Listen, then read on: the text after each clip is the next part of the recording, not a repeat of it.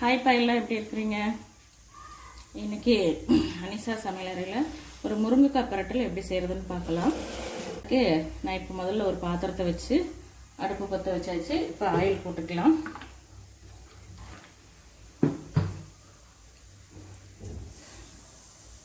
Oil கொஞ்சம் அதிகமாக. இப்போ ஒரு பெரிய வெங்காயம் வெட்டி வச்சுருந்தேன், அதை போட்டுக்கலாம்.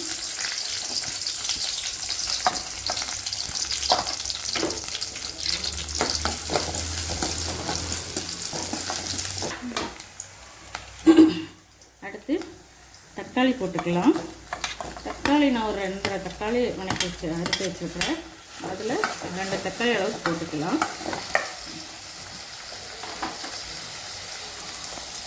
தக்காளி வணங்குறதுக்கு கொஞ்சம் உப்பு,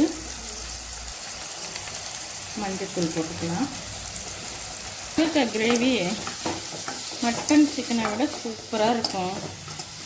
அவ்வளோ அருமையாக இருக்கும். சாதத்துக்கு, தோசைக்கு, இட்லிக்கு செட் ஆகாது. சாதம், தோசை இதுக்கெல்லாம் அருமையாக இருக்கும்.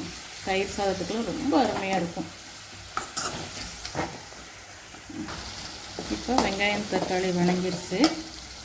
கொஞ்சம் பட்டை கிராம்பு மசாலா போட்டுட்டு கொஞ்சம் 1 ஸ்பூன் இஞ்சி பூண்டு பேஸ்ட்டு. இஞ்சி பூண்டோட பச்சை வாசம் போட்டுட்டோம்.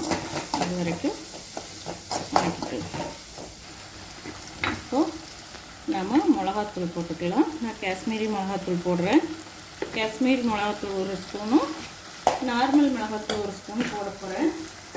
நார்மல் மிளகாத்தூள் உங்கள் காரத்துக்கு தேவையான மிளகு. இப்போது கொஞ்சம் சிக்கன் வறுவல் மசாலா. ஓகே, அது வச்சுக்கலாம். அடுத்து நான் ஒரு 2 முருங்கைக்காய் நல்லா பரட்டி விட்டுக்கோங்க. நம்ம ஏற்கனவே தக்காளி வெங்காயம் வணங்குறதுக்கு உப்பு போட்டிருக்கோம். அதனால் உப்பு நீங்கள் பார்த்துட்டு போட்டுக்கலாம். உப்பு போடுறேன்.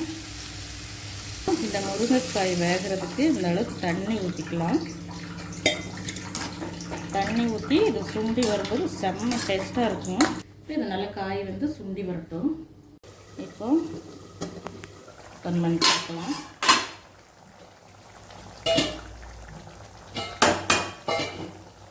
சூப்பர், பார்த்தீங்களா? முருங்கைக்காய் கிரேவி சூப்பராக வந்துருச்சு.